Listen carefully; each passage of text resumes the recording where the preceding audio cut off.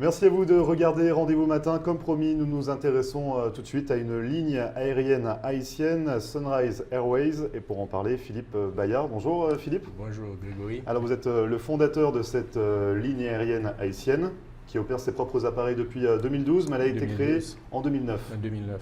Donc on va revenir un petit peu sur votre parcours parce que vous n'avez pas juste fondé cette société par hasard. Vous êtes un vrai passionné d'aviation. Vous avez été vous-même pilote. Qu'est-ce qui vous a amené finalement à vous tourner vers l'aviation, vers le métier de pilote? Ouais, ça remonte à la fin de mes études. J'étais au Chili où j'ai pris ma licence de pilote privé. J'étais intéressé à ça par un ami qui travaillait pour les Nations Unies. Et ensuite, j'ai laissé le Chili parce qu'il y avait le couvre-feu après Pinochet. J'ai laissé le Chili et j'ai été au Canada où j'ai eu ma licence commerciale. Après le Canada, je suis retourné en Haïti. Parce que vous êtes originaire d'Haïti. D'Haïti. Vous êtes né au Gonaïves. Oui. Et donc vous êtes retourné dans votre pays, c'est ça, au début des années en 1979. Et donc vous avez fait pendant 3 ans. J'ai travaillé pour Haïti Air Inter. Oui. Et finalement, qu'est-ce qui vous a incité? Donc là, on est encore que dans les années 80. Il s'est passé du temps avant la création en 2009 de votre société de ligne aérienne. Oui, vous avez été également entrepreneur, vous avez fait de nombreuses choses en Haïti, notamment pour la télévision. Quand j'ai commencé à voler, enfin comme pilote, j'ai réalisé que j'étais plutôt entrepreneur. J'aime bien l'aviation, comme une passion.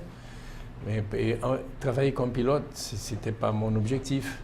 Ah bon, dans un premier temps Donc, j'ai été sollicité par un cousin à moi, qui est décédé actuellement, pour qu'on puisse faire de la télévision. Et en atterrissant au Cap, d'ailleurs, il était très connu au Cap, au Cap haïtien, c'était le propriétaire, la famille Bussenius, qui était propriétaire de Montjoli, au Cap. Et il m'a attendu pour dire que je voulais être invité à faire de la télé. Donc, à l'époque, il n'y avait pas vraiment de télé par satellite. Et bon, pour faire une longue histoire courte, c'est comme ça que je me suis associé avec lui et on a acheté Télé Haïti. On a fait un montage pour acheter. J'étais très jeune. Et donc vous avez redressé la télévision haïtienne. C'est ça. On a introduit la télévision par satellite en Haïti en 1980, officiellement en juin 1982. Vous avez également travaillé dans les produits laitiers. Vous avez vraiment.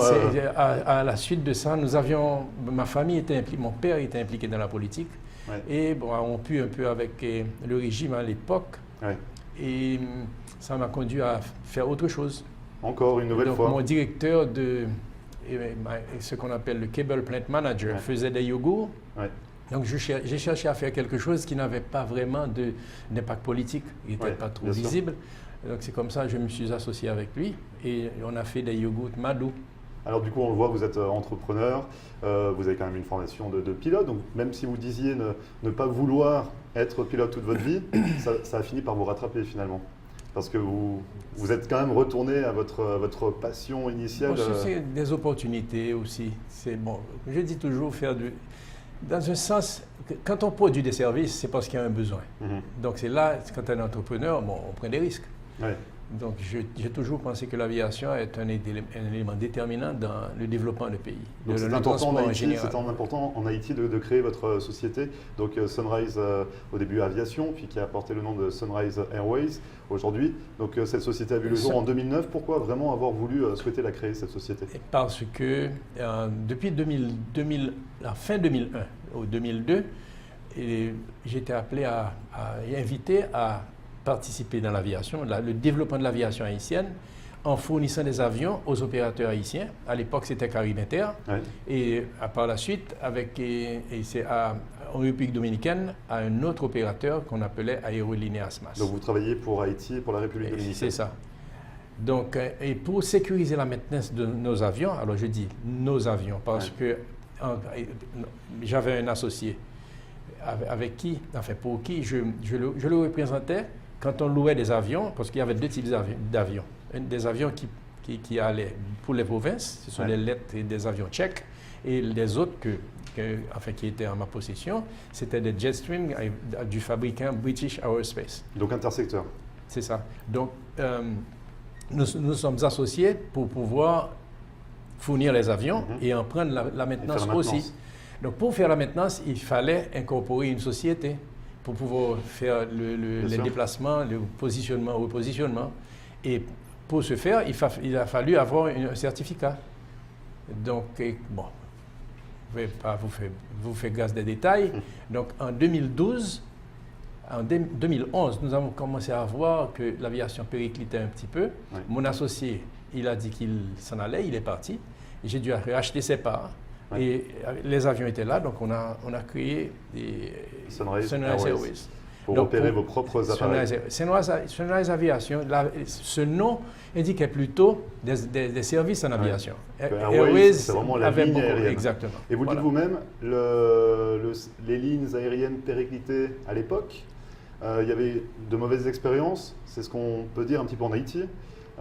Qu'est-ce qui vous fait penser que finalement votre société, Sunrise Airways, peut avoir du succès par la suite encore et continuer à grandir, à grossir en Haïti? Là, il y a 2 points.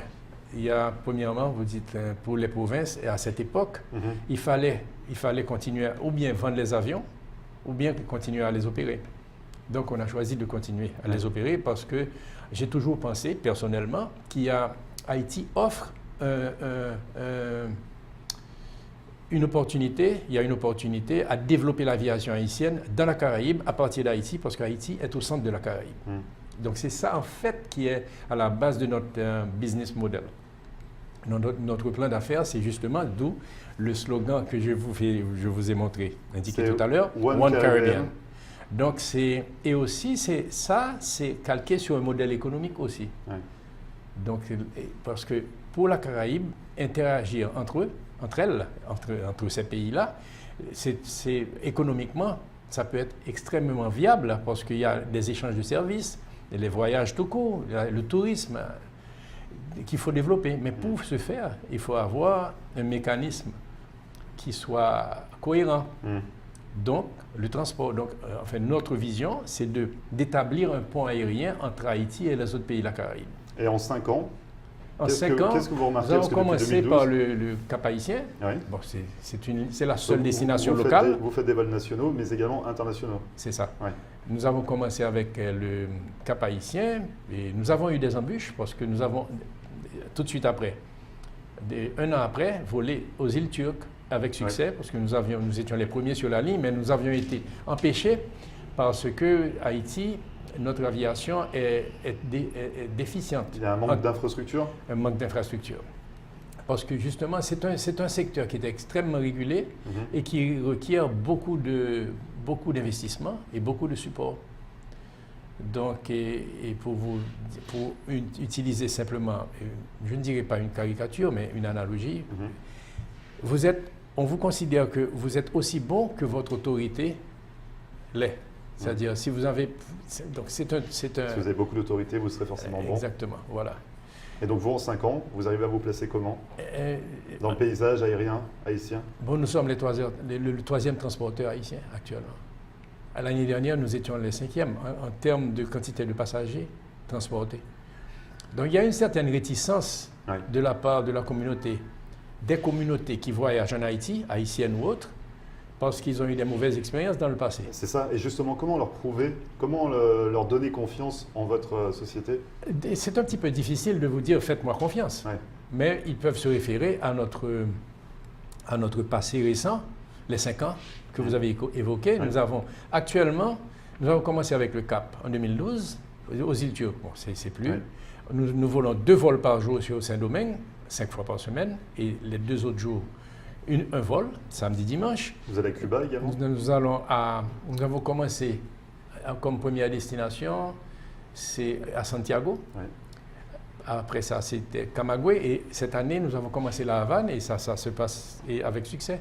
Donc nous avons 3 destinations sur Cuba, 7 vols par semaine, avec un Airbus A320. Et ça va finir par encore prendre de l'ampleur, c'est ce que vous souhaitez pour votre société? Oui. Vous êtes actuellement à plus d'une 60aine de personnes dans votre compagnie? Nous sommes environ 67, dont 60% sont haïtiens et les autres sont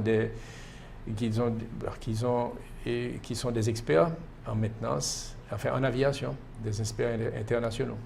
Alors, beaucoup de beaux projets encore pour Sunrise Airways pour les années à venir? Bon, nous continuons à implémenter notre plan d'affaires qui vise à établir Sunrise comme la ligne principale de service à partir d'Haïti et en connectant la Caraïbe. Et je voulais aborder avec vous également une dernière question. Oui. Qui n'a pas spécialement de lien, même si on reste dans le ciel peut-être par rapport aux oiseaux migrateurs, mais vous avez également une passion pour la conservation de la biodiversité. Oui. Donc ça, c'est quelque chose qui vous tient à cœur également. Donc il y a la ligne aérienne que vous voulez développer avec Sunrise Airways, et vous avez également fondé une société, la société Audubon Haïti. C'est ça. Moi, je suis content que vous me posiez cette question, un message que je peux envoyer, faire à mes concitoyens, à tous ceux qui vivent en Haïti. C'est que c'est bien de travailler, de vouloir faire gagner son pain, mais aussi c'est dans quel cadre? C'est dans un cadre de vie.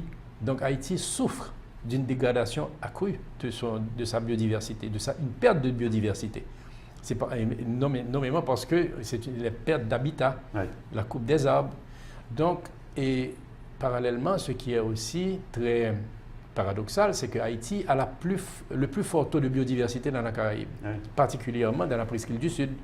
Donc cette nature m'a toujours interpellé, parce que nous vivons de la nature. Donc on ne peut pas dissocier nous autres de cette nature. D'ailleurs, je dis toujours, quelle est la première espèce la plus importante de notre point de vue de cette nature? C'est nous autres. C'est aussi, nous avons la capacité de la faire prospérer ou de la détruire. Et c'est justement, avec votre société, vous faites quoi? Bon, le seul problème qui vraiment, personnellement, me gêne, c'est parce que les avions sont quand même pollueurs. Donc c'est ça, en fait, finalement, vous avez Sunrise Airways d'un côté, Audubon Haïti de l'autre, vous essayez de faire un équilibre. C'est ça, mais si on cessait d'avoir certaines pratiques et qu'on faisait tout ce qu'il fallait pour pouvoir protéger notre nature, bon, l'équilibre serait peut-être plus favorable. Donc il y a encore du pain sur la planche pour vous, Philippe. Comment on peut vous contacter pour Sunrise Airways? C'est sunriseairways.net. Il y a toutes les informations le site internet. dessus. Bon, il y a la ligne aussi 509 28 11 22 22. C'est noté. Merci beaucoup Philippe en tout cas d'être venu sur notre plateau, nous parler de votre société Sunrise Airways, et à très bientôt. Merci beaucoup. Je vous en prie. Et vous ne bougez pas, on revient juste après ça.